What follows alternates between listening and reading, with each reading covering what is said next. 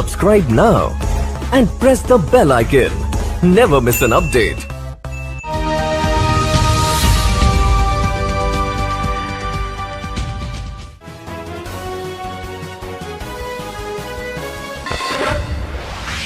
तरफ देश के प्रधानमंत्री नरेंद्र मोदी इस बात का अभियान चलाते हैं, इस बात को कहते हैं कि स्वच्छता अपनाएं, स्वच्छता बहुत ज़रूरी है। स्वच्छ अभियान भी चलाए गए हैं, मगर कुछ ग्राम प्रधानों की समझ में ये बात नहीं आई और सिरे से उन्होंने इस बात को नकार दिया। इस बात का एग्जाम्पल नाली गांव है भोजपुर का।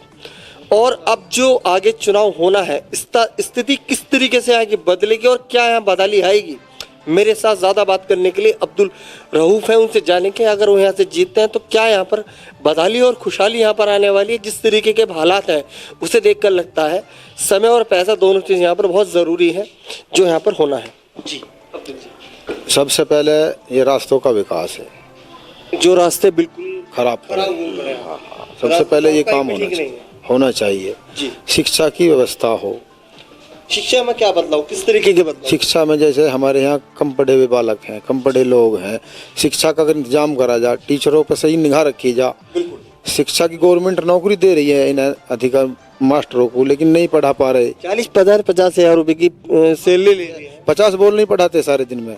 कोई उनसे पूछने को तैयार नहीं है पूरे गाँव में। जो प्रतिनिधि है वो नहीं जाते ना, कोई भी जाता ही नहीं है। प्रतिनिधि जाता है ना कोई प्रति जाता है, कोई परवाह नहीं है। वे अपने सारे दिन मोबाइल चलाएं, स्कूल में कुछ भी करें, कोई परवाह किसी को नहीं है। जी, गांव की या आगे के भविष्य की किसी की परवाह नहीं है। इस तरीके से आपने पहला मुद्दा शिक्षा का रखा और शिक्षा होनी बहुत जरूरी है जो है। जी, दूसरा है जैसे वृद्धा पेंशन, विधवा पेंशन, विकलांग पेंशन, कोई हमारे यहाँ व्यवस्था ऐसी नहीं है।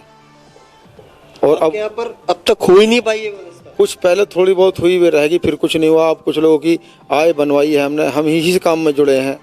बीजेपी से हम जुड़े हुए हैं। हमने कहा है विधायक जी से, उन्होंने सुव्यवस्था में यहाँ अधिकारी भेजे हैं। अब से 4 दिन पहले हर स्टाफ आया है जो समाज कल्याण से गाजियाबाद से, तो वे यहाँ लिख के ले गए हैं जिन लोगों को कागजों में कागज बता के गए हैं, ये कागज लाओ, हम तुम्हारी विधवा पेंशन, विकलांग पेंशन या वृद्धा पेंशन बंधवा देंगे। यानी जो पहले के जो मौजूदा प्रधान थे, खैर अब तो कार्यकाल ही खत्म हो जाएगा 2 दिन बाद, उन्होंने चीज पर ध्यान नहीं दिया बिल्कुल ना। इस पर नहीं है, ये गांव में इंक्वायरी कर सकते हैं अगर हम कोई गलत बता रहे हैं। हमने गांव में इंक्वायरी करी है कि यहाँ पर तो कुछ हुआ ही नहीं। विकास के नाम पर तो यहाँ पर सिर्फ वोट मांगी गई और वोट के बाद कुछ हुआ ही नहीं। और मैं पहले डायरेक्टर रहा हूँ सोसाइटी का और अब भी डायरेक्टर हूँ मौके पे। और जो भी मेरे घर आया है, मैं जब मुझसे किसी ने संपर्क करा काम के लिए, किसी लिए काम के लिए गया हूँ, उसका काम करवाया है।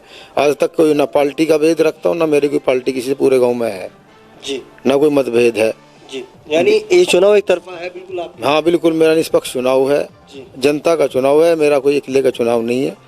पब्लिक ने मेरे से कही कि आप सही काम कर रहे हैं सोसाइटी में, इस बार प्रधान लड़े, तो मैं तैयारी में लगा हुआ जी।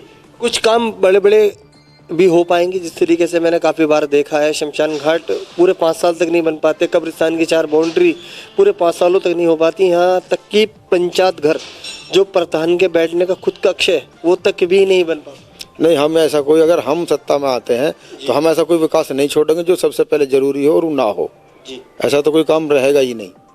हमारी सोच तो जो है विकास की है और जनता की सेवा की है जी। और हम प्रधान भी नहीं, अब भी जनता की सेवा करते हैं, ऐसा नहीं कि अब नहीं करते।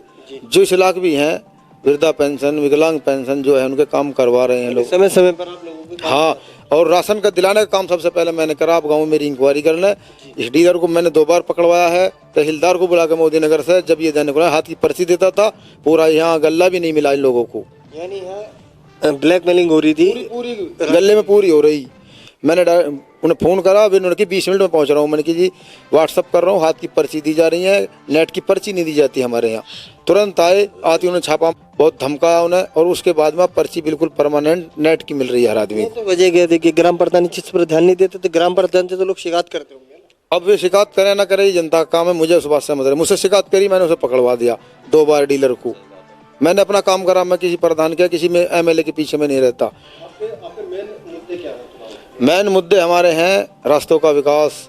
मैंने आपको बताया जैसे विकलांग पेंशन, वृद्धा पेंशन, ये है विधवा पेंशन। हाँ, और राशन का सबसे बड़ा मुद्दा मेरा राशन का है। राशन जिसको आ रहा है, सरकार दे रही है, उसको मिल जाना चाहिए।